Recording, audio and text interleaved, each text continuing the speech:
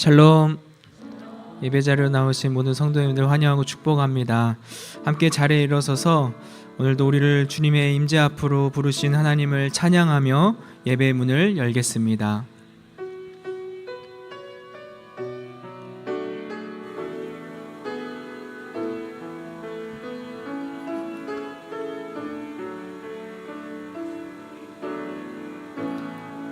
하늘의 문을 여소서, 이곳을 주목하소서. 주를 향한 노래가 꺼지지 않으니 하늘을 열고 보소서. 이곳에 임재하소서. 주님을 기다립니다. 기도의 향기가 하늘에 닿으니 주여 임재하여 주소서. 이곳에 오셔서 이곳에 앉으소서. 이곳에서 드리는 예배를 받으소서.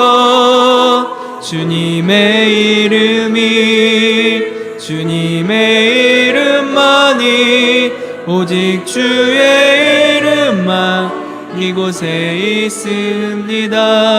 처음부터 한 번 더 찬양하겠습니다. 하늘의 문을 여소서. 하늘의 문을 여소서. 이곳을 주목하소서.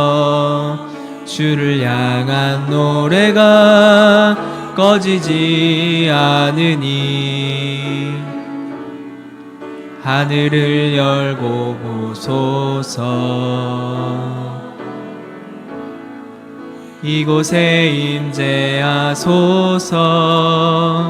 주님을 기다립니다. 기도의 향기가 하늘에 닿으니 주여 임재하여 주소서.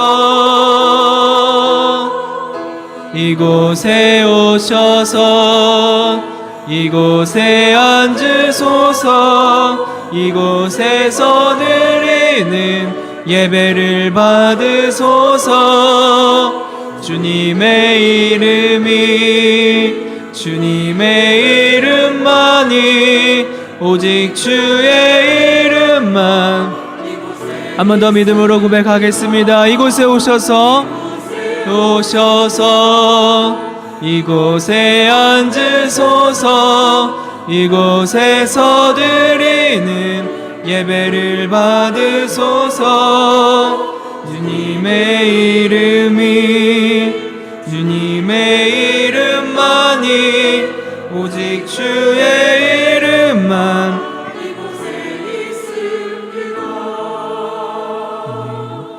이 시간 온몸과 마음을 다해 주님을 예배하며 예배의 주인 되신 하나님의 임재와 영광이 가득한 예배가 되도록 시간 함께 기도하며 나아가겠습니다. 아버지 하나님,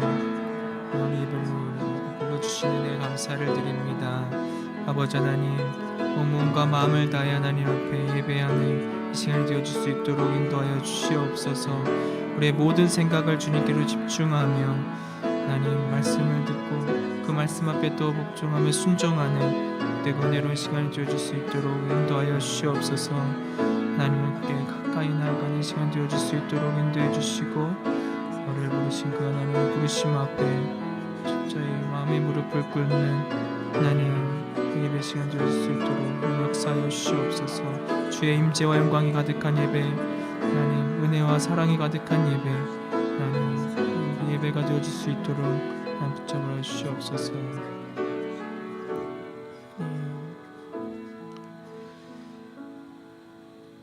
아버지께 참되게 예배한 자들은 영과 진리로 예배할 때가 오나니 곧 이때라.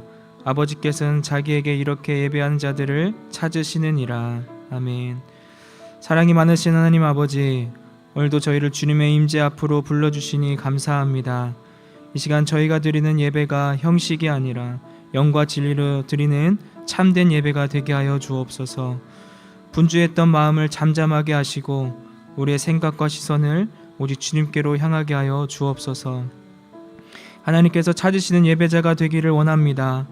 마음과 뜻과 정성을 다해 주님을 높이며 예배하게 하시고 예배의 은혜가 우리의 삶으로 흘러가서 말씀을 따라 사는 순종의 걸음이 되게 하여 주옵소서. 찬양과 영광을 받으시기에 합당하신 예수님의 이름으로 기도합니다. 아멘. 다 같이 사도신경으로 하나님 앞에 우리의 신앙을 고백하겠습니다.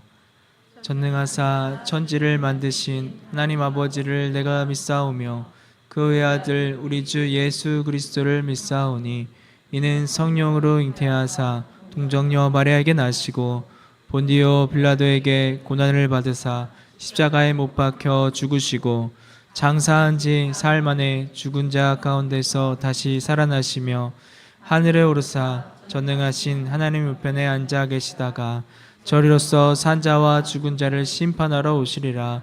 성령을 믿사오며 거룩한 공회와 성도가 서로 교통하는 것과 죄를 사하여 주시는 것과 몸이 다시 사는 것과 영원히 사는 것을 믿사옵나이다. 아멘.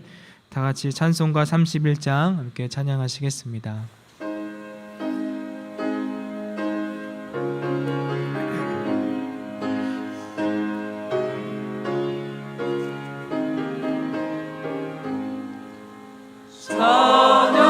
찬양하라 복되신 구세주 예수 백성들아 사랑을 전하세 경배하라 하늘의 천군과 천사 주님 앞에 영광을 돌리세 목자같이 우리를 지키시고 종일 꿈에 늘 안아주시니 찬양하라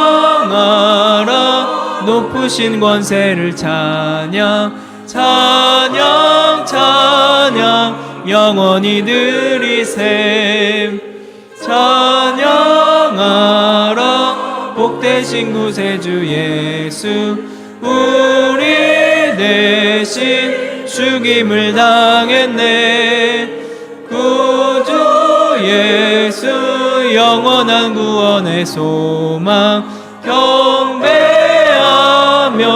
겸손히 절하세 찬양하라 우리 죄 지신 예수 그의 사랑 한없이 크셔라 찬양하라 높으신 권세를 찬양 찬양 찬양 영원히 드리세 찬양하라 복되신 구세주 예수 천사들아 즐겁게 찬양해 구주 예수 영원히 다스리시니 멸류관을 주 앞에 드리세 구주 예수 세상을 이기시고 영광 중에 또다시 오시리 찬양하라 높으신 권세를 찬양 찬양 찬양 영원히 드리세. 이제 자리에 앉겠습니다. 이 시간에는 박재영 안수 집사님 나오셔서 우리를 대표해 기도해 주시겠습니다.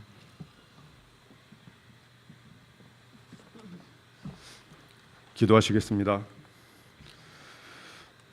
사랑이 많으신 하나님 아버지, 주님께서 베풀어 주신 은혜에 감사드리며 예배의 자리에 나왔습니다. 영광받기에 합당하신 주님, 이 예배의 주인이 되셔서 저희들의 찬양과 기도를 받으시고 은혜 가득한 자리가 되게 인도하여 주시옵소서. 한 주간도 저희들의 삶의 주인이 되셔서 기쁜 일이나 슬픈 일이나 함께 동행하여 주신 주님의 은혜에 감사드립니다. 감사의 삶이 주님을 향한 저희의 기쁨이 되고 신앙의 열매를 맺는 기쁨의 시작이 되게 인도하여 주시옵소서. 늘 죄라는 마음의 짐을 지고 살 수밖에 없는 연약한 믿음을 긍휼히 여겨 주시옵시고 용서하여 주시옵소서. 아버지의 자녀로 택함을 받은 저희들의 모습이 악하고 추할지라도 저희를 버리지 아니하시고 죄의 짐을 대신 짊어지신 주님을 사랑하고 감사합니다. 매일매일 순간순간마다 주님께 감사하는 삶을 살게 하옵소서. 저희가 세상을 바라볼 때 성경의 가르침을 중심으로 바라보게 하소서. 세상은 늘 변화하고 타락의 깊이도 깊어지지만 하나님의 창조 질서를 존중하고 하나님의 뜻을 이루는 사명감을 가지고 살아가게 하옵소서.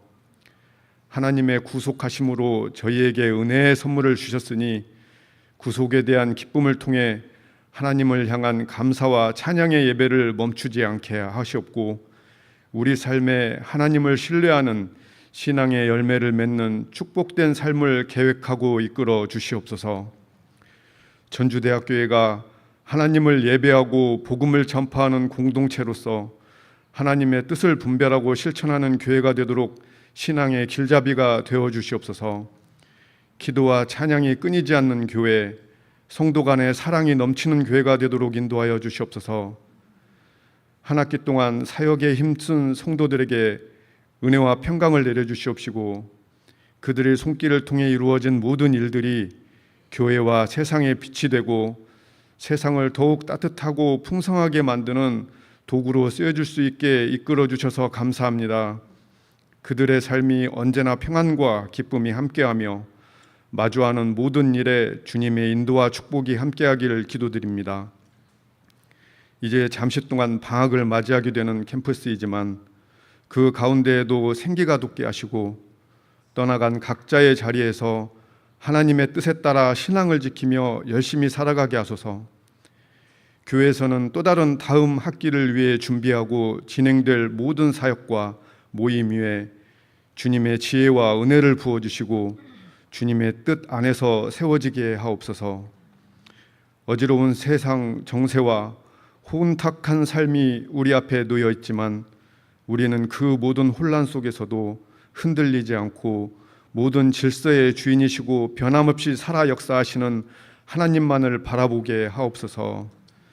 이 시간 우리의 마음의 문을 열어주시옵소서.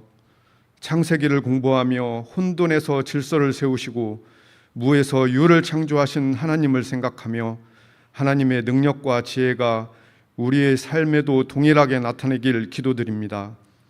오늘 또 주님의 말씀을 전하시는 목사님을 축복해 주시옵고 창세기에 담긴 하나님의 뜻을 알아가는 예배가 되게 도와주시옵소서. 주님의 이름을 높이고 찬양으로 영광 돌리는 성가대가 주님을 사랑하는 마음 깊은 울림으로 주님께 더 큰 영광으로 드려줄 수 있게 은혜 내려 주시옵소서.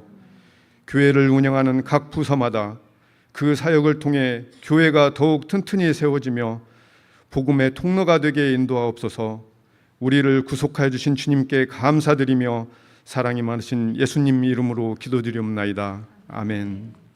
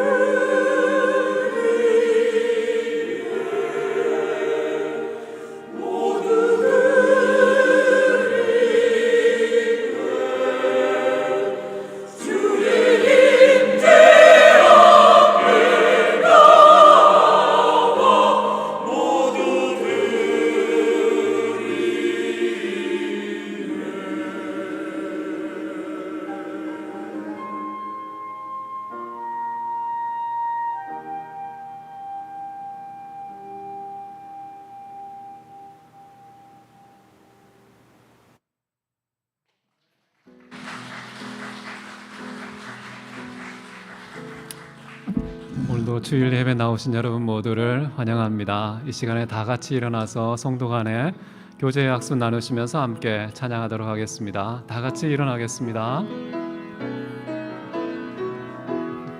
당신은 하나님의 언약 안에 있는 축복의 통로, 당신을 통하여서 열방이 주께 돌아오게 되리. 당신은 하나님의 언약 안에 있는 축복의 통로, 당신을 통하여서 열방이 주께 예배하게 되리. 네, 우리 서로에게 축복의 박수 드리겠습니다.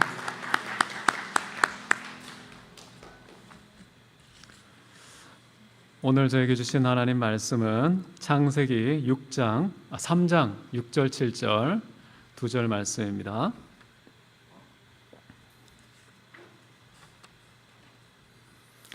창세기 3장 6, 7절 우리 한 목소리로 합독하도록 하겠습니다. 시작. 여자가 그 나무를 본즉 먹음직도 하고 보암직도 하고 지혜롭게 할 만큼 탐스럽기도 한 나무인지라. 여자가 그 나무를 따먹고 자기와 함께 있는 남편에게도 주매 그도 먹은지라. 이에 그들의 눈이 밝아져 자기들이 벗은 줄을 알고 무화과 나무 잎을 엮어 치마로 삼았더라. 아멘. 오늘은 인류 태초에 남녀가 저지른 아주 심각한 죄에 대해서 나누기를 원합니다. 태초에 최초로 저질러진 죄를 보면 이후에 죄인들이 살아가는 삶의 방식을 다 이해할 수 있지 않을까라고 생각을 합니다. 먼저 보면은 오늘 타락에 먼저 가담한 사람은 하와입니다.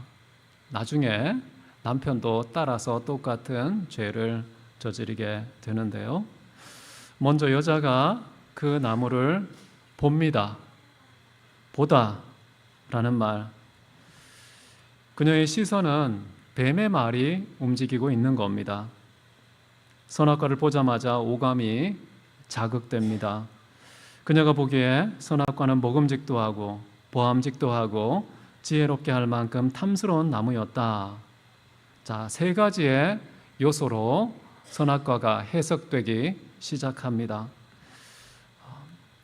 요한이 자기의 언어로 이것을 어떻게 수정해서 표현하냐 하면 먹음직도 하다라는 것은 육체의 정욕, 보암직도 하다는 것은 안목의 정욕, 그리고 지혜롭게 할 만큼 탐스러운 것이라는 것은 이생의 자랑, 주로 세 가지하고 일치된다라고 많은 사람들이 이야기를 합니다. 세상에 있는 모든 것들이 뱀이 시키는 대로 뱀을 따라서 바라보니까 모든 것이 다 정욕과 죄의 원흉으로 바뀐다는 것이죠. 뱀의 말을 듣고 마귀의 거짓에 귀를 기울이면 모든 것이 적으로 또는 악의 수단으로 돌변할 수 있다는 이 사실을 바라볼 때 천지 만물, 하나님께서 6일 동안 창조하신 모든 것, 그것이 우리에게 선물로 주어졌음에도 불구하고 그 선물이 돌변할 수 있다는 점 우리가 기억해야 되겠습니다. 우리가 하나님의 말씀을 청종하지 않으면, 하나님이 아니라 세상을 사랑하면 어떻게 되느냐? 이 세상의 모든 것은 하나님과 우리의 관계를 깨뜨리는 그 도끼로 변할 수 있다는 점 우리가 기억해야 되겠습니다. 마귀의 유혹에 가장 먼저 반응한 하와의 감각은 미각이었습니다. 태아가 태어나면서 입부터 활동하는 것과 참 비슷해 보입니다.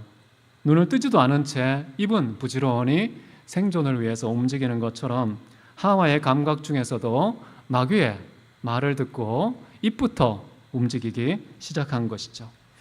선악과가 먹기에 보암직도 좋았다. 이 먹기에 좋았다라는 말, 하나님은 먹지 말라라는 말씀을 하셨죠. 그런데 뱀은 먹어도 돼, 먹어야 해 라는 말을 했습니다. 이 먹지 말라와 먹으라의 팽팽한 대립, 이것이 저는 인류의 역사를 태초부터 지금까지 이끌어가고 있지는 않을까라는 생각을 해봅니다.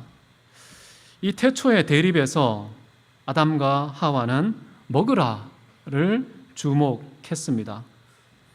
전도서에 보면은 사람의 식욕은 결코 채워지지 않는다라고 선언하고 있습니다. 그럼에도 불구하고 보기에 먹음직한 것, 그것을 취하려고 하는 이런 아담과 하와의 태도는 만족되지 못할 식욕에 인생을 거는 어리석은 판단을 내렸다고 저는 생각을 합니다. 만약에 하와가 선악과를 하나님의 말씀을 따라 주시했다면 저는 하나님께서 권위에 대한 경외심이 생겼을 것이고 이 선악과는 분명히 하나님이 보시기에 좋은 나무였을 것이라고 판단했을 것입니다. 그런데 뱀의 말을 듣고 선악과를 보니까 어떻습니까? 내가 먹기에 나에게 좋은 나무로 보이는 것이죠. 똑같은 나무이지만 하나님 보시기에 좋은 것과 내가 보기에 나에게 좋은 것, 이것은 천지 차이가 될 수 있다는 것이죠. 저는 이 대목을 보면서 우리가 만약 뱀의 말, 사탄의 거짓에 넘어가게 된다면 자신을 우주의 중심으로 생각하게 되는구나. 모든 것이 나를 위해 있는 것이라고 재해석하게 되는구나. 자신을 좋음의 기준으로 채택하는 이 부작용은 하나님의 말씀이 아니라 뱀의 말을 들을 때 나타나는 현상이구나 라는 것이죠. 이런 식으로 저는 우주의 진짜 중심이시고 우리의 진짜 기준이신 하나님의 자리를 우리가 차지하는 아주 무례한 행동을 하게 된다는 것이죠. 그분과 이런 방식으로 같아지려는 속성을 드러내는 것입니다. 자, 그리고요, 좋았다라는 것은 뱀의 말을 하와가 자신의 기호로 삼았다라고 말할 수가 있겠습니다. 이것이 왜 중요한가 하면요, 나중에 하와는 하나님의 말씀 앞에서 변명을 하죠. 내가 저지른 것이 아니라 뱀이 나를 속였기 때문에 따먹었다라고 핑계를 댑니다. 그런데요, 중요한 것은 과연 거기에 하와의 기호가 작용했는가? 하와의 자발적인 선택이 있었는가? 하나님께서는 동기를 보시거든요. 중심을 보시기 때문에 하와가 저지른 범죄의 죄책은 과연 누구에게 있는가 했을 때에 당연히 사실적으로 뱀에게 귀속될 수도 있습니다. 그럼에도 불구하고 하와는 자기의 기호를 따라서 좋았다고 판단했기 때문에 따먹은 것입니다. 그렇기 때문에 자기의 기호가 작용하는 순간 그 죄의 주범은 자기 자신이 될 수 있다는 것이죠. 먹기에 좋았다, 먹음직도 하다라는 것, 먹지 말아야 될 것을 먹고 싶어하는 그런 욕구이기 때문에 이걸 탐식 또는 육체의 정욕이라고 부르는 것입니다. 하나님 없이도 배부를 수 있다는 그 감정의 기만이 바로 이런 식욕으로 나타난 것이죠. 식욕이 인류를 굉장히 불편하게 만들었던 사건 중에 하나는 에서와 야곱 사이에 일어난 사건인데요. 에서는 먹는 거에 급급해서 죽 한 그릇에 하나님께서 선물로 주신 장자의 명분을 무시하고 먹거리와 거래하는 그런 망령된 행실을 보였습니다. 이 땅에 있는 모든 열매는 우리의 생존과 즐거움을 위해서 존재하는 게 맞습니다. 그러나 선악과만큼은 그것과 무관한 것이었다라는 것이죠. 다시 말하면 하나님의 약속에 없는 만족을 하와가 취하고자 했다는 것입니다. 자, 이 대목을 좀 다른 각도로 보면은요, 하나님의 말씀은 먹지 말라예요. 근데 하와는 보니까 먹음직해요. 이 두 가지, 하나님의 말씀과 하와의 미각, 이 두 가지가 충돌했을 때 어떤 것을 선택해야 될까? 다르게 표현하면요, 하와에게 있는 육체의 욕구와 또 하나님 말씀이라는 영의 욕구, 이 두 가지가 한 사건 속에 상충했을 때에 과연 어떤 것을 선택해야 될까? 그 선택이 한 사람의 운명을 또는 인류의 운명을 가를 수 있다는 그런 사건이 여기에 나와 있습니다. 이런 충돌은요, 지금도 지속되고 있습니다. 과연 하나님의 말씀을 따라 영의 욕구를 추구하며 말씀에 순종할 것인지, 아니면 뱀의 말에 귀를 기울이면서 육체의 욕구를 따라서 내가 원하는 것을 따먹을 것인지, 이런 양상이 지금까지 이어지고 있는데요. 그런데 이미 하와의 기호는 불순종 쪽으로 기울어졌습니다. 어쩌면 하와는 자기가 이렇게 기호가 변질되고 따먹게 된 것에 대해서 변명을 하고자 할 때 자기의 행동을 합리화하고자 하지 않겠습니까? 자신의 잘못을 합리화할 때 가장 중요한 도구는 뭐겠습니까? 하나님의 말씀을 인용해서 하는 것이죠. 1장에서 하나님께서는 어떤 말씀을 하셨습니까? 열매 맺는 모든 나무의 과실은 너희가 먹어도 된다는 말씀이 있어요. 그러면 이 성경 구절을 강조하면서 모든 나무의 열매를 먹으라고 하지 않았습니까? 그러면 선악과도 거기에 포함되는 거 아니에요? 그걸 먹지 말라고 한 것은 하나님 자신이 모순을 범하신 거예요. 먹으라고 했다가 먹지 말라고 한 것은 자기 모순이기 때문에 제가 자유롭게 행동할 수 있는 그런 자격이 있습니다 라고 이렇게 거룩한 말씀에 근거해서 자기 합리화를 시도할 수 있었을 것인데, 그런 것까지 하와가 미처 생각하지는 못한 것 같아요. 어쨌든 하와에게는요, 하나님의 말씀이 이제는 순종의 대상이 아니라 이익의 방편으로 작용하는, 나에게 이익이 된다면, 유익하다면 얼마든지 그것을 변경하는 그런 태도를 취하는 것, 결국 따먹게 되죠. 근데 하와와 비슷한 상황에 처한 사람이 저는 바울이었다고 생각하는데요. 바울도 1세기 당시에 고기를 먹는 것에 대해서 아주 큰 문제가 있었습니다. 이 고기라는 것이 대체로 우상에게 드려졌던 제물이거든요. 그 제물이 시장에서 유통되어서 소비자들에게 구매되고 먹거리가 되는 것인데요. 그것을 먹는 순간 믿음이 약한 사람은 어떻게 생각하겠어요? 저 봐라, 사도라는 놈이 시장에서 판매되는 우상의 제물을 먹는다 라고 하면서 실족할 수 있지 않겠습니까? 오히려 또 우상은 그렇게 마음대로 가까이 다가가도 되는구나 라고 해서 따라하지 않겠습니까? 아주 심각한 부작용이 생길 가능성이 있기 때문에 사도 바울은 어떤 판단을 내립니까? 무슨 기준을 따라 어떤 판단을 내리느냐? 제가 보니까요, 고린도전서 8장 13절에 이렇게 말합니다. 만일 음식이 내 형제를 실족하게 한다면 나는 영원히 고기를 먹지 아니하여 내 형제를 실족하지 않게 하리라. 기준이 뭡니까? 형제가 실족하지 않는 타인의 유익을 기준으로 삼아서 나는 영원히 고기를 먹지 않겠다는 판단을 내리는 것이죠. 하와는 어떻습니까? 하나님 말씀을 어김으로 인해서 불순종하려고, 그래서 죄가 세상에 들어오고 사망이 세상에 들어오는 온 인류의 가장 심각하고 끔찍한 일이 초래되는 그런 것은 아랑곳하지 않고 자기가 먹기에 좋아 보이니까 자기의 유익을 위해서 먹는 판단을 내리는, 이런 것을 볼 때 참 사도가 우리에게 그것을 교정하는 교훈을 잘 주고 있다고 생각을 합니다. 선악과에 반응한 하와의 두 번째 감각은 뭐냐 하면 시각이었습니다.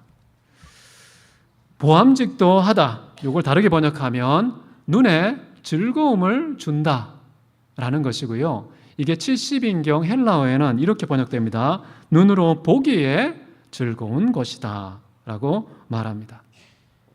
눈의 즐거움이 하나님의 말씀보다 더 달콤하면 어떻게 살아갈까요?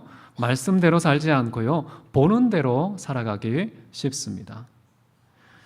그런데 안타까운 것은 전도서도 또 말하고 있지만은 눈은 보아도 족함이 없다는 거예요. 그래서 눈의 즐거움을 추구하는 인생은 늘 목마른 인생, 더 갈급한 인생, 결코 만족이 없는 인생을 선택한 것입니다. 스스로 불만의 길을 자초하는 것이죠. 자, 그런데 이 시각이라는 것은 내면에 보이지 않는 것과 대응하는 것이 아니라 외부에 보이는 것과 대응한다는 사실을 기억할 필요가 있습니다. 눈의 즐거움을 추구하면 당연히 중심이 아니라 외모를 따라 생각하고 판단하고 처신하며 살아가게 된다는 것이죠. 근데 하나님은 어떻습니까? 사람을 택하실 때에 외모를 보지 아니하시고 중심을 보신다고 했습니다. 사람은 시각의 즐거움을 추구하면서 중심이 아니라 외모를 추구하고, 하나님은 외모가 아니라 중심을 택하세요. 그러면 하나님의 섭리와 인간의 삶은 그 동선이 엇갈리지 않겠습니까? 그러면 정말 불행한 인생, 늘 하나님과 충돌하는 인생, 하나님의 길을 늘 이탈하고 벗어나는 그런 인생을 살아갈 수밖에 없다는 거예요. 대표적인 사람이 저는 롯인 것 같아요. 롯은요, 외모로 보기에 여호와의 동상 같았던 어디를 선택했습니까? 소돔과 고모라를 선택해서 악의 소굴에서 사는 것을, 그런 선택을 했죠. 아간이라는 사람은 하나님의 말씀에 어떤 것도 취하지 말고 다 불태우라 라고 했는데 시날산의 아름다운 외투에 훅 넘어갔죠. 눈부신 은과 금에 정신이 팔려서 결국 도둑질을 일삼는 일을 했습니다. 다윗도 한 여인의 아름다운 나체에 사로잡혀서 어떤 짓을 저지릅니까? 거짓과 살인을 저지른 끔찍한 죄인이 되는 것이죠. 잠언에 보면 이런 말이 나옵니다. 외모에 관해서는요, 고운 것도 거짓되고 아름다운 것도 헛되다. 만약에 외모에 근거해서 예수님을 평가하면 예수님은 몇 점 받을까요? 이사야에 보면 이런 말이 나옵니다. 예수님은요, 고운 모양도 없고 풍채도 없은즉 우리가 보기에 흠모할 만한 아름다운 것이 하나도 없다. 예수님도 외모를 따라서는 빵점이 되지 않으실까? 사도 바울도 알력이 부족하고 뭔가 키도 작고 이상하게 꾀죄죄한 느낌이 듭니다. 그래서 외모를 따라서는 바울은 흠모할 만한 것이 아무것도 없어요. 그런데 이에 반해서 서기관과 바리새인들은 어떤 사람들이었습니까? 여기 보면 이렇게 나와요. 겉으로는 아름답게 보인다 라고 나와요. 안으로는요, 죽은 시체의 뼈다귀가 나뒹구는 악취가 풀풀 풍기는 그런 회칠한 무덤과 같은 존재다 라고 말하죠. 외모를 따른다면은 아마 모든 사람들이 서기관과 바리새인에게 줄을 대지 않겠습니까? 예수님은 눈길도 주지 않을 가능성이 높죠. 실제로 예수님은 그 외모 지상주의 시대에 태어나셔서 어땠습니까? 멸시당하고 무시당하고 침뱉음당하고 주먹질 당하지 않았나요? 철저하게 사회로부터 외면을 당하셨던 예수님. 세 번째, 선악과를 바라보는 하와의 눈은 어떤 해석을 내리냐면 지혜롭게 할 만큼 탐스러운 나무다라는 평가를 내립니다. 저는 사람이요, 하나님이 우리에게 주신 계시, 그 계시 안에 머무는 것이 가장 지혜로운 일이라고 생각합니다. 우리는 더 지혜롭고 싶어서 계시의 경계를 마구 넘어가고 싶은 욕구가 참 많습니다. 그래서 막 예언하는 사람들을 찾아가고 머리를 들이밀고 나의 미래를 말해주세요 라고 요청하는 경우가 얼마나 많습니까? 그런데 그렇지 않아요. 악에 대한 지식까지 얻고자 하는 이 하와의 욕구에 우리도 편승하게 된다면 결코 우리는 지혜에 도달하지 못하고 어리석은 길을 갈 수밖에 없습니다. 단순히 그 갈을 기는 것에서 멈추는 것이 아니라 일찍 죽음을 자초할 수도 있다는 거예요. 전도서 7장에 보면 이런 말씀이 나오죠. 지나치게 의인이 되지 말며 지나치게 지혜자도 되지 말라. 어찌하여 기한 전에 죽으려고 하느냐 라고 말하죠. 이 지혜롭다는 말은 뭐냐 하면요, 하나님께서 보여주신 것을 보는 자로 있는 겁니다. 보여주신 만큼 그 만족하는 것이 가장 지혜로운 것이다 라고 말하는 것이죠. 저는 오늘날에도 많은 사람들이 하나님께 주신 이 성경 한 권의 지혜, 이 성경 한 권의 계시, 이 분량에 만족하지 못하고 다른 어떤 것을 추구하는 것을 지혜롭게 여기는 현상이 아주 많이 나타나는 것 같아요. 성경에서 멀어지면 멀어질수록 더 세련되고 더 지혜롭고 더 칭찬받고 더 객관적이고 더 학문적이고 더 과학적이다 라고 생각하는 경향이 얼마나 많습니까? 근데 2000년 지난 이 성경, 지금까지 꽃은 시들고 풀은 말랐지만은, 학문도 시들고 말랐지만은 영원히 변치 않고 제자리에 늘 있었던 진리의 기준은 뭐였습니까? 역사가 말해주지 않나요? 성경이었다고. 그렇기 때문에 우리는 지혜롭게 할 만큼 탐스러운 그런 것에 현혹되지 말아야겠다라는 생각이 듭니다. 하와의 의식과 눈과 입은 이제 마귀의 유혹에 넘어갔습니다. 하나님과 같아지고 싶은 마음의 그 교만이 이제 눈과 입의 기호만이 아니라 발을 움직이고 몸을 기울여서 손을 내밀며 선악과를 따먹어 입으로 옮기고 위장으로 내려보내는 그런 구체적인 행동에 돌입합니다. 여러분, 하와는 언제 하나님께 불순종했을까요? 먹지 말라는 명령에 불순종하는 단계는 언제일까요? 마귀와 대화할 때일까요? 아니면 보기에 막 좋아 보이고 먹음직해 보일 그때일까요? 먹지 말라는 동사입니다. 행위를 가리키는 말이죠. 이 먹지 말라는 명령을 불순종하는 순간은 언제냐 하면 비로소 먹지 말라는 것을 먹었을 때예요. 행위라는 것이 굉장히 중요합니다. 먹는 행위가 있기 전까지는 아직 명령에 불순종한 것이 아니었던 것이죠. 뒤집어서 말하면 하나님께 순종하는 것은 뭘까요? 순종해야지. 머릿속에 끊임없이 자기 최면을 건다고 순종이 되는 겁니까? 절대 그걸 순종으로 보지 않으세요. 하나님께서 순종으로 보실 때에는요, 행할 때예요. 그렇기 때문에 우리는 행하지 않음으로써 또는 행하지 말아야 될 것을 행함으로써 불순종을 저지르고 저주 아래 거하게 되는 것이고요.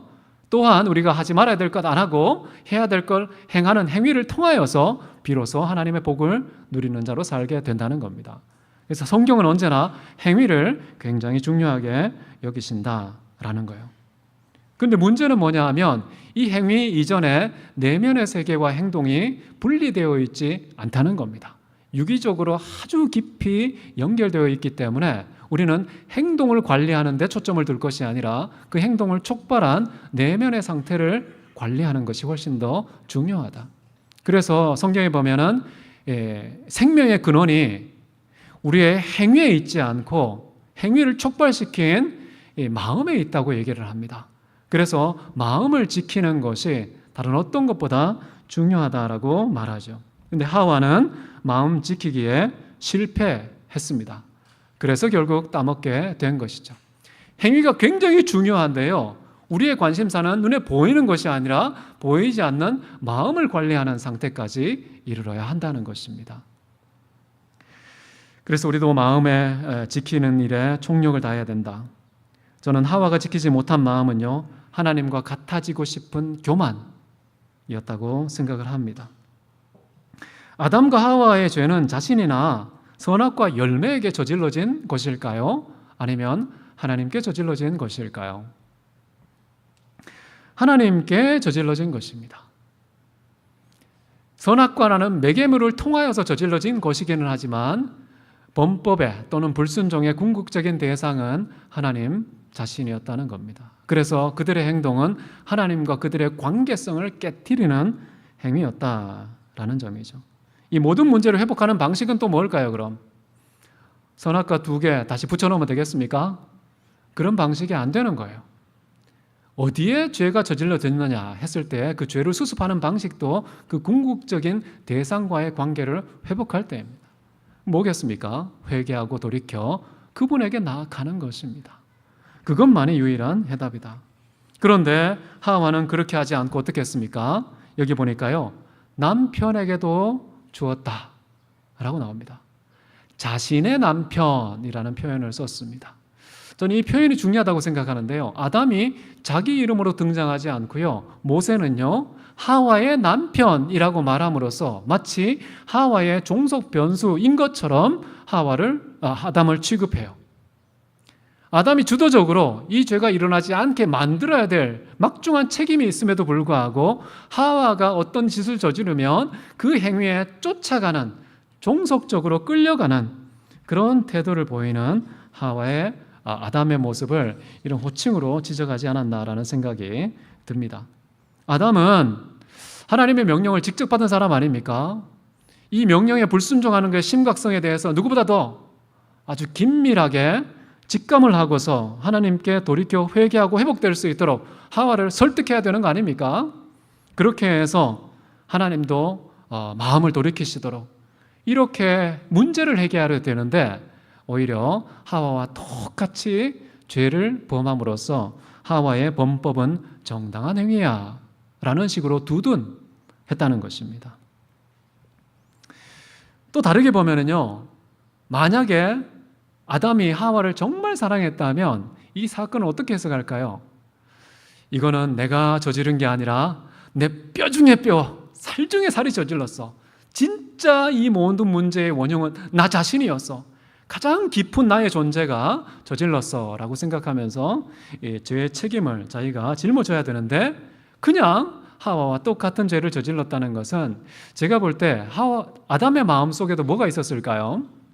평소에 그 중앙에 있는 선악과 볼 때마다 군침이 뚝뚝 흘렀는데 꾹 참았다가 하와의 어떤 실수를 계기로 해서 이때다 하고서 본격적인 죄를 하와를 빌미로 해서 저지른 거 아닐까라고 생각하게 되는 것이죠. 자, 하와가 남편에게도 권해주었는데 그 남편에 대한 설명이 나옵니다. 자신과 함께 있는 이라는 표현이 나옵니다. 자, 자신과 함께 있는 이라는 표현 때문에 아마 그 범죄의 현장에 이 뱀의 유혹을 받은 그 자리에 아담과 하와는 같이 있었다라고 주장하는 사람들도 있습니다. 저는 그렇게 생각하지 않아요. 왜냐하면 바울이 이 사건에 대해서 어떻게 해석하냐면요, 디모데전서 2장 14절에서 아담이 속은 것이 아니요 여자가 속아 죄에 빠졌기 때문이다 라고 설명해 주고 있기 때문에요. 우리는 그 당시 현장을 목격하지 않았어요. 그런데 하나님께서 계시로 사도 바울에게 그 현장에 마치 목격자인 것처럼 깨닫도록 계시해 주셨기 때문에 그 계시에 근거해서 구약을 재해석해 보면은 이 하와가 혼자 뱀의 속임수에 넘어가서 죄를 저질렀다라는 것이죠. 근데 그럼에도 불구하고 한 사람으로 말미암아 죄가 세상에 들어오고 사망이 들어왔다라고 평가하는 바울의 지적을 또 근거로 본다면 아담은요, 이 모든 사태의 궁극적인 책임자다. 하나님께서요, 마귀에게 묻지 않으셨어요. 뱀에게 따지지 않으셨어요. 아담을 불러서 아담에게 따지지 않습니까? 그렇기 때문에 책임의 소재가 어디에 있는지 그렇게 부르실 때 소환의 대상이 누구냐에 따라서 확인되는 것이죠. 자, 이렇게 한번 보십시오. 죄가 저질러지기 직전에 아담과 하와는 같이 있었을까요? 따로 있었을까요? 모여 있었을까요? 흩어져 있었을까요? 흩어져 있었어요. 그런데 죄를 짓고 난 다음에 어떻게 했습니까? 하와가 아담에게 가서 뭉쳐 있었죠. 아주 특이합니다. 원래 하나님께서는요, 타락하기 전에 두 사람이 독처하는 것이 보기 좋지 못했기 때문에 함께 있기를 원하셨어요. 죄 짓기 전에 함께 있어야 된다. 공동체를 이루어야 된다고 말했어요. 그런데 죄 지은 이후에 사람들은 어떤 행동을 취하냐면 함께 있으려고 해요. 아주 특이하지 않아요? 그래서 공동체라는 게요, 이게 양면이 있습니다. 선과 악이 등짝을 맞대고 있어요. 그렇기 때문에 하나님께서 인류 역사를 보면 어떻게 운영하십니까?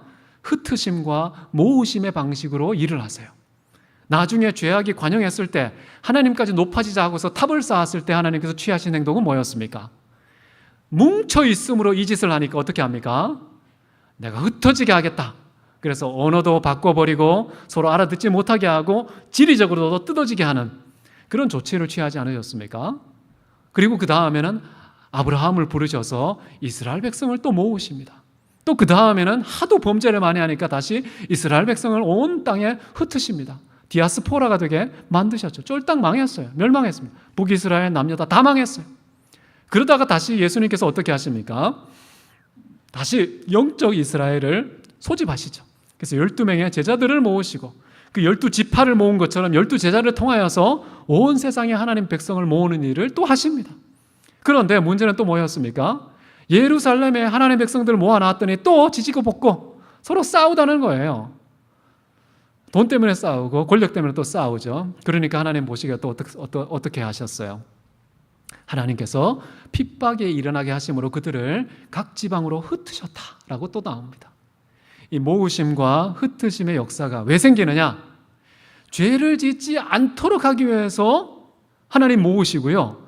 그 다음에 죄를 지어서 관영하게 되지 않도록 하기 위해서 찢으시는 그런 역사가 끊임없이 반복된다는 점 기억하면 좋겠습니다. 자, 이제 사태의 전반적인 상황을 제가 정리해 드리겠습니다. 먼저 하나님은 하와를 만드시고 아담에게 이끌고 가셨습니다. 그런데 하와는 아담 곁에 머물지 않고 뱀에게로 갔습니다. 그녀는 뱀의 유혹에 빠져서 죄를 짓습니다. 그 죄를 아담에게 데리고 갔습니다. 여기에서 우리는 죄의 강력한 전염성을 봅니다. 죄는 한 사람에게 절대 머물지 않습니다. 계속해서 다른 사람에게 복제하고 전이하고 그런 방식으로 끊임없이 확대하는 것이 죄의 속성입니다. 이 죄의 속성과 복의 속성이 너무 닮아 있지 않아요? 복의 속성은 어떻습니까? 생육하고 번성하고 충만하고 정복하고 다스려야 되는데 죄도 똑같아요. 죄도 어떻게 됩니까? 생육해서 번성해요. 그 다음에 이 땅에 충만하게 되죠. 그런 다음 어떻게 됩니까? 죄의 정복은 온 인류의 왕노릇하는 그런 단계까지 가게 되죠. 참 이렇게 신기하게도 죄와 복이 이렇게 나란히 똑같은 형태를 취하면서 완전히 다른 극과 극으로 찢어지는 이런 양상을 우리는 이 창세기 3장에서 읽을 수 있다고 생각합니다. 자, 이제 7절로 넘어가겠습니다. 7절은 짧습니다. 7절을 보시면은 이제 어떤 증상이 나타납니까? 이에 그들의 눈이 밝아져 자기들이 벗은 줄을 알고 무화과 나뭇잎을 엮어 치마로 삼았더라. 첫 번째 증상은 눈이 열렸다라는 것이죠. 여기 언급되지 않았지만 첫 번째 증상은 뭐냐 하면요, 즉시 죽지 않았다는 거예요. 먹는 날에는 정령 죽으리라 라고 했는데 죽지 않았다는 거예요. 이거에 대해서 어떻게 해석해야 될까요? 정령 죽으리라는 하나님의 언약은 가짜였구나 라고 해석해야 될까요? 아니면 인간이 죄를 범하자마자 하나님의 은총이 가동되었다고 말해야 될까요?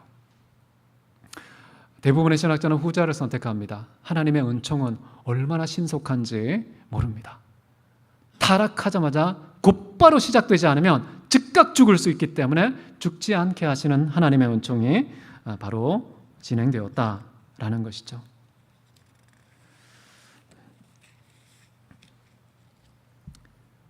또 하나 우리가 주목할 것은요, 뱀이 이전에 뭐라고 얘기했습니까? 너희가 그것을 먹는 날에는 눈이 밝아져 선악을 알게 되고 하나님과 같아질 거야 라고 얘기했죠. 그러면 뱀의 말이 맞았습니까? 틀렸습니까? 굉장히 어려운 대목이죠. 뱀의 예언이 맞아떨어진 거예요. 이걸 일컬어서 명시적인 사실이라고 합니다. 그러나 암묵적인 사실은 아닌 것입니다.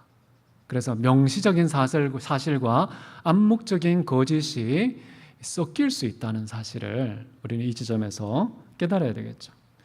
눈이 밝아졌다는 말을 다르게 표현하면 뭐겠습니까? 땅의 눈이 밝아지고 하늘의 눈이 어두워졌다. 이렇게 볼 수 있겠죠. 하늘의 눈으로 보기에는 참으로 보기 좋은 것이 땅의 눈으로 볼 때는 안 좋은 것이 있어요. 하늘의 눈으로 볼 때는 안 좋은 것이 땅의 눈으로 볼 때는 좋은 것이 있을 수가 있습니다. 정반대의 관점이 작용할 수 있게 되는데요. 이런 시각의 문제, 눈이 밝아졌다는 하늘의 시력을 상실하게 되었던 이 저주의 문제를 어떻게 회복할 수 있겠는가? 저는 예수님께서 회복하셨다고 생각하는데요. 요한복음 9장 39절 보면 이런 말이 나오거든요. 보지 못하는 자들은 보게 하고 보는 자들은 맹인이 되게 하려고 이 땅에 내려왔다 라고 말씀을 하시는 것이죠. 외모를 바라보는 이 땅의 눈을 어둡게 만드시고요. 말씀은 캄캄해진 마음의 눈을 밝게 비추어주는 그런 변화를 일으키는 근원이 바로 하나님의 말씀이라는 사실을 우리가 확인할 수가 있습니다. 또 하나 여기서 우리가 주목해야 될 것은요, 사탄은요 터무니없는 어설픈 거짓으로 사람을 유혹하지 않는다는 겁니다. 뭘로 유혹한다고요? 우리 눈으로 확인할 수 있는 명시적인 팩트, 사실에 근거해서 우리를 속인다는 사실이 얼마나 무서워요. 그렇기 때문에 여러분, 사실이라 할지라도 쉽게 무릎 꿇지 않으시면 좋겠습니다. 명백한 사실도 분별의 대상이다. 그래서 우리는 사실의 여부가 아니라 사실의 의도가 무엇이냐를 우리는 읽어낼 수 있어야 되겠습니다. 오늘날 우리 주변에도 참 영험한 영매들이 많지 않습니까? 그분들이 한 사람의 과거와 현재와 미래를 다 때려 맞춥니다. 그걸 맞춘 그 이야기를 들으면 어떻게 됩니까? 그 사람이 화들짝 놀라면서 정말 영험하십니다. 교회에서는 아무도 얘기 안 해줬는데 여기 오니까 다 얘기해 주는군요 하고서 뿅 가거든요. 그 다음에 문제가 생길 때마다 누구부터 찾을까요? 하나님께 기도하지 않고요, 영매를 찾습니다. 귀를 기울이고 그를 신뢰하고 인평생 그를 의지하는 삶을 살게 되는 것이죠. 영매도요, 팩트 가지고 사람의 마음을 사로잡습니다. 저는 사실과 신뢰는 거래의 대상이 아니라고 생각해요. 사실을 기준으로 움직이면 절대 안 된다. 성경은 이렇게 말합니다. 점쟁이나 기륭을 말하는 자나 요술하는 자나 무당이나 진언자나 신접자나 박수나 초혼자를 너희 가운데서 용납하지 말라라고 말합니다. 자, 그리고 사람의 눈이 열린 시점도 중요해요. 언제 열렸습니까? 하와가 선악과를 따먹었을 때입니까? 아니면 그 남편에게도 줘서 남편이 먹었을 때입니까? 언제 이런 증상, 시력의 저주가 주어졌습니까? 아담이 죄를 범했을 때 그 증세가 시작됐어요. 가만히 보면은 죄의 핵심 키는 누가 잡고 있다는 거예요? 아담이 잡고 있었던 거예요. 아담이 죄를 범함으로 인해서 이 세상에 죄가 들어옵니다.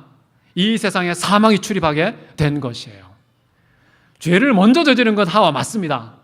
그러나 온 인류를 저주에 빠뜨린 원흉은 누구냐 하면 아담이었다라는 거예요. 그래서 이 시점이 저는 대단히 중요하다라고 생각을 해요. 성경에 보면 이런 말이 나옵니다. 만약에 심판의 칼이 목전에 임함을 보고도 회개의 나팔을 불어서 백성을 돌이키게 하지 않는다면 그 파수꾼에 대해서 어떤 조치를 취하시느냐? 그 죄는 내가 파수꾼의 손에서 찾으리라 라는 말씀이 나와요. 하와의 파수꾼은 누구였습니까? 아담이었잖아요. 하와가 아담의 파수꾼이 아니었어요. 아담이었지. 그렇기 때문에 하와의 모든 잘못은 아담에게 있다. 그 파수꾼에게서 찾는 그 원리가 최초로 적용된 사람은 아담이었습니다. 자, 그 다음에 이제 어떤 현상이 나타납니까? 보니까 우리가 벌거벗었네? 나체를 깨닫기 시작했습니다. 타락하기 전이나 후나 나체의 상태는 바뀌었습니까? 하나도 바뀌지 않았죠. 그런데 그 나체를 대하는 두 사람의 시각과 태도는 완전히 달라졌다. 도대체 뭐가 달라진 걸까요? 겉으로는 똑같은데 눈이 기준이었다면 아무것도 바뀐 것이 없는데 보이지 않는 것이 바뀌었어요. 그 바뀐 것의 핵심은 하나님과 사람의 관계가 바뀌었습니다.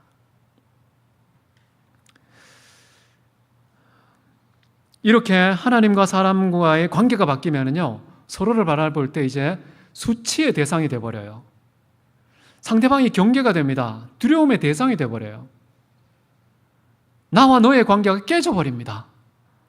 어디에서 관계냐면 나와 하나님의 관계가 어떠하냐에 따라서 나와 너의 관계가 좌우되고 있다는 이 원리를 태초부터 우리에게 가르쳐주고 있는 것이죠.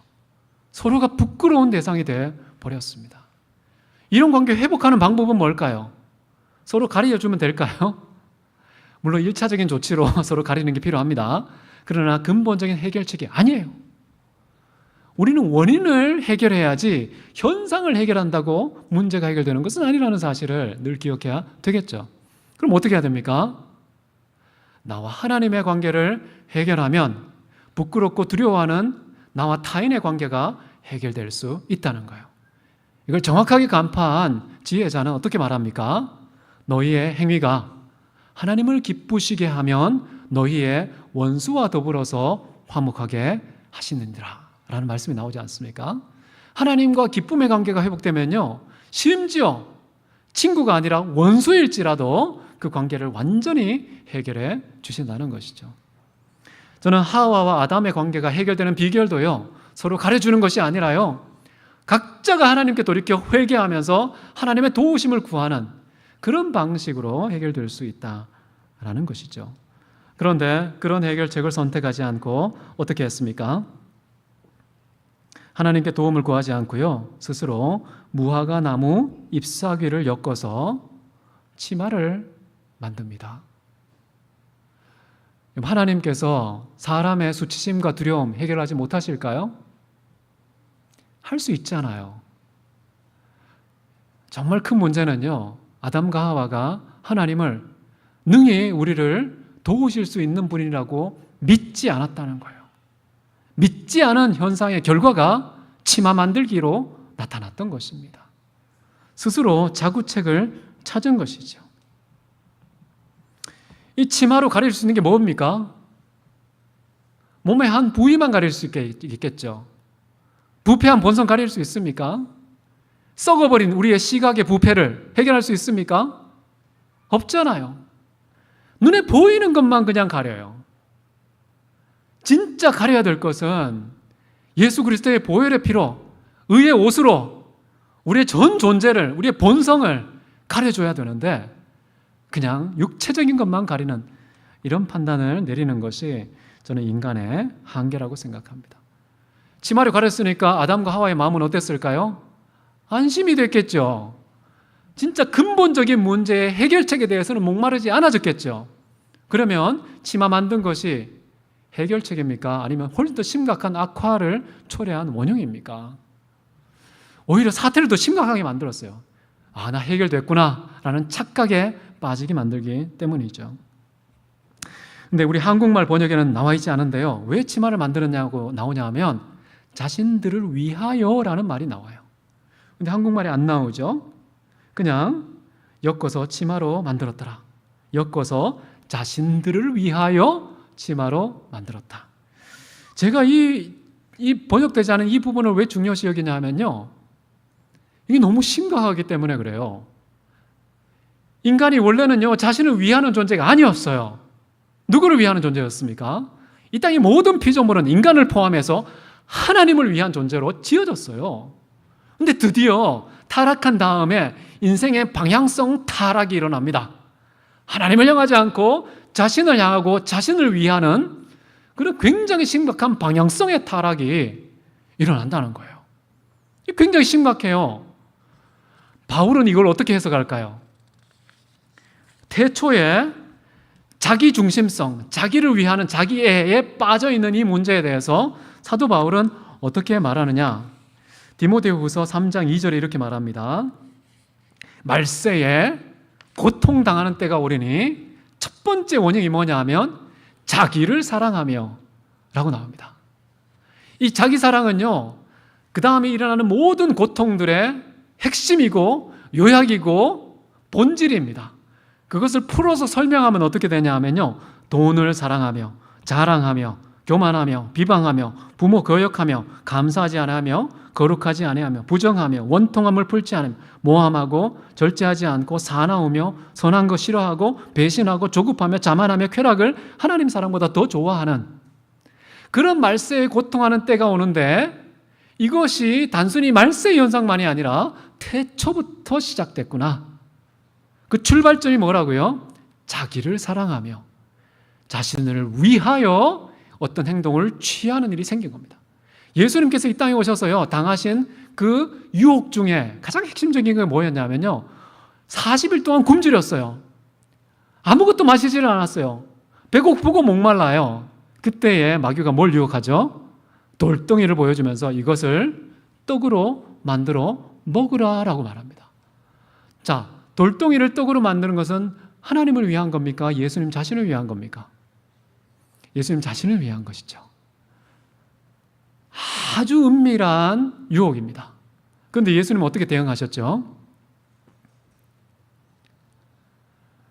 사람이 떡으로만 사는 것이 아니에요. 육체의 욕구, 나 자신을 위하여 선택하지 않고요, 성령의 욕구, 하나님을 위하여 하나님 입에서 나오는 말씀 먹고 사는 순종이 나의 선택이다 라고 말하면서 거절해요. 이 땅의 공생애를 시작하기 전에 마지막 테스트가 뭐였냐면 바로 이런 거예요. 태초에 범했던 가장 중요한 아담과 하와의 실패는 바로 하나님을 향하지 않고 자신을 향하는 이런 문제였다는 것을 예수님께서 오셔서 바로 해결해 주셨다라고 이해할 수 있는 대목이 아니겠습니까?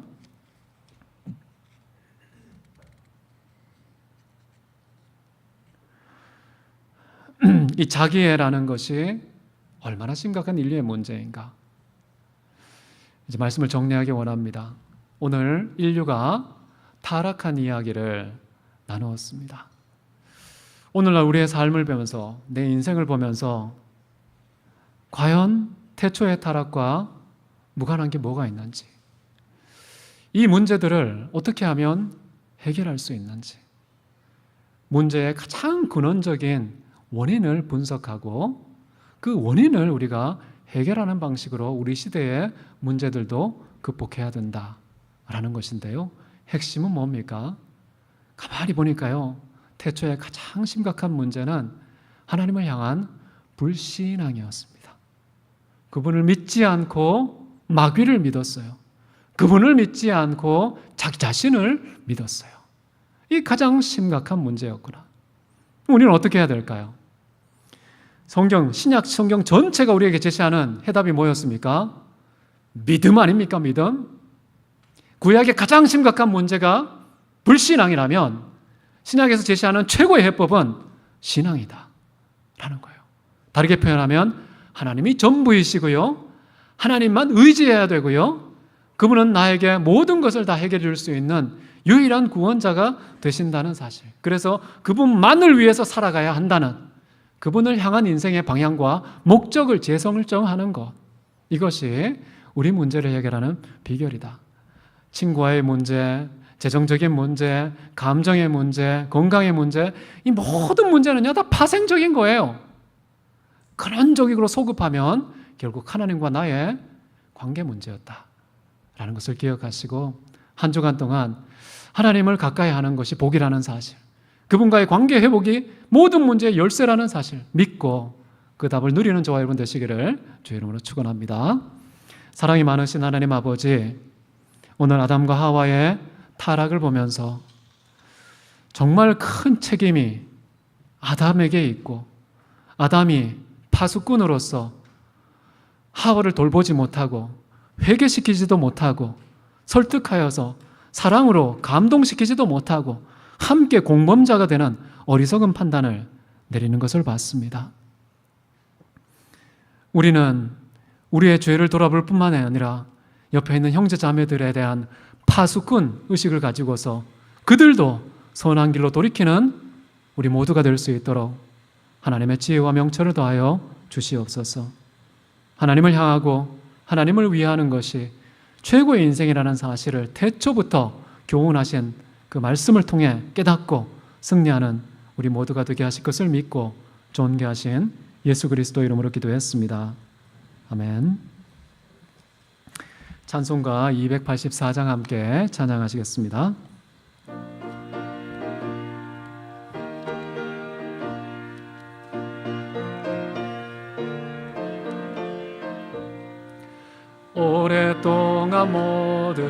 죄의 방대 빠져 더럽기가 한량 없던 우리들 아무 공로 없이 하나님의 자녀 지금 되었네. 그의 그 사랑 한량 없도다. 찬송할지어다 예수의 공로. 주의 그 사랑 한량 없도다. 찬송할지어다 예수의 공로. 주의 보혈로서 정결하게 씻겨 몸이 되어 세상 근심 구름 쏟으니 하나님의 빛이 영화롭도다. 주의 그 사랑 한량 없도다. 찬송할지어다 예수의 공로. 주의 그 사랑 한량 없도다. 찬송할지어다 예수의 공로. 죄의 깊은 잠과 뜬 세상의 꿈을 어서 깨어나라 나의 친구여. 은혜 받은 날과 구원 얻을 때가 지금 온 세상에 선포되었네. 주의 그 사랑 한량 없도다.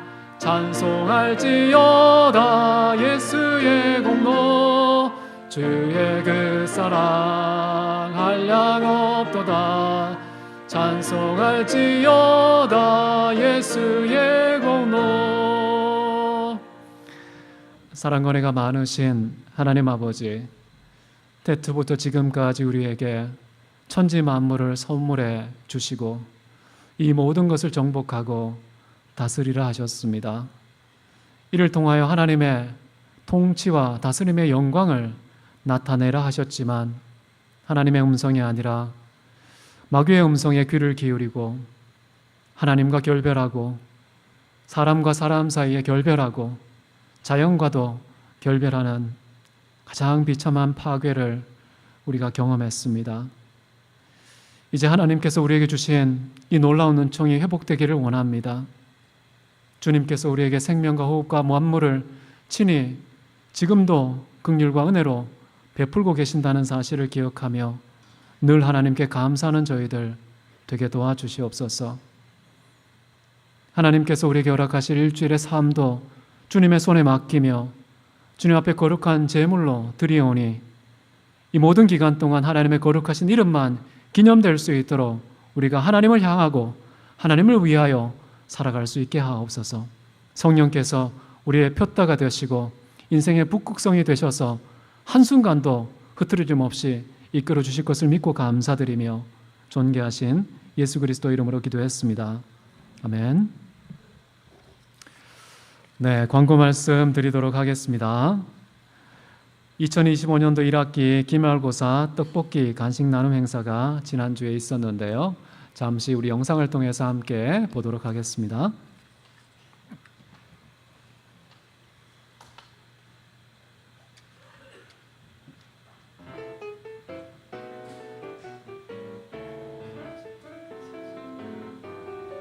맛있는 간식, 특별한 간식, 행복한 간식을 주세요.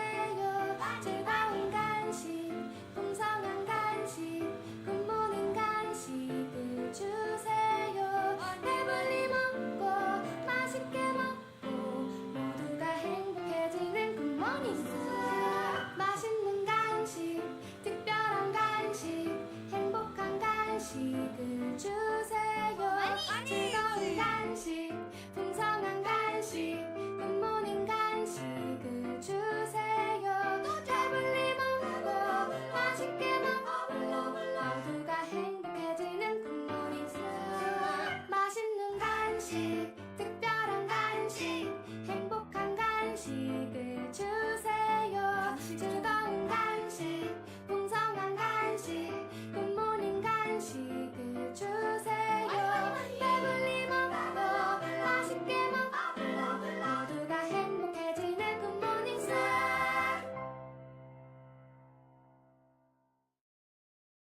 하고 수고해 주신 모든 분께 진심으로 감사드립니다.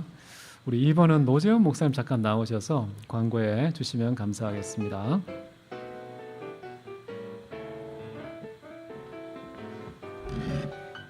네, 이번 여름 방학을 맞이해서 대학부 지체들이 각자가 속한 선교단체를 통해서 여름 수련회에 참석을 합니다.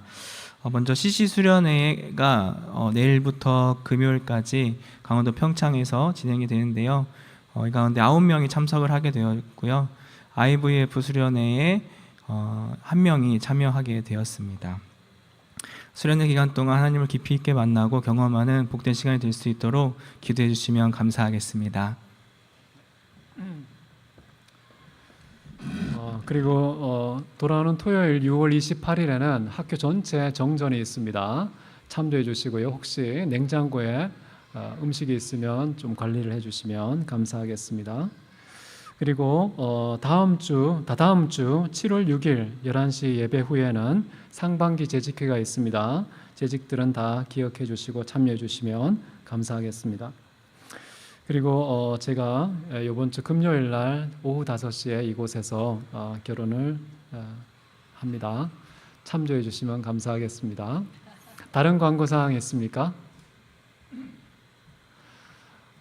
방학 첫 주일인데 이렇게 그래도 많이 남으셔서 함께 예배 드릴 수 있어서 너무 좋습니다. 우리 다 같이 일어나서 주기도문 찬양하고 축도로 예배 마치겠습니다.